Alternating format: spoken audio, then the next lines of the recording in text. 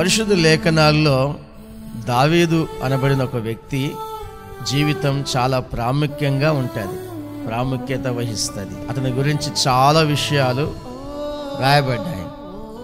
ఎందుకంటే అతను ఒక సాధారణమైన వ్యక్తిగా తన జీవితాన్ని ప్రారంభించి తన జీవితం ముగింపులోకి వచ్చినప్పుడు ఒక గొప్ప చక్రవర్తిగా మరణించడం జరిగింది. అంటే ఆయన ఒక సాధారణమైన జీవితం నుంచి దేవుడు తన జీవితాన్ని ఒక రాజుగా నియమించి ఆ తర్వాత తన కుటుంబస్తులందరినీ కూడా దీవించినట్లుగా వాక్య భాగంలో రాయబడింది.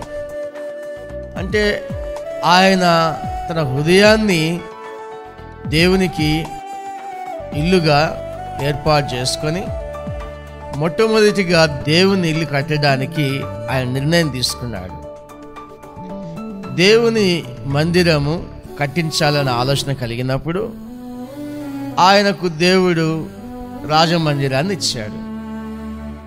మామూలు మందిరాన్ని కాదు, మామూలు ఇల్లుని కాదు, రాజులు జీవించే ఇల్లుని కట్టించి ఇచ్చాడు.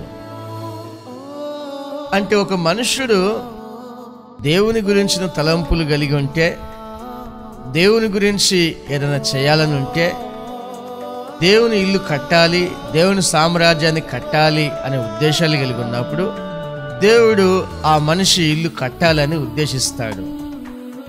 మనము దేవుని గణపరచాలనుకున్న వెంటనే దేవుడు మనల్ని గణపరచాలనే ఆలోచన కలిగి ఉంటాడు.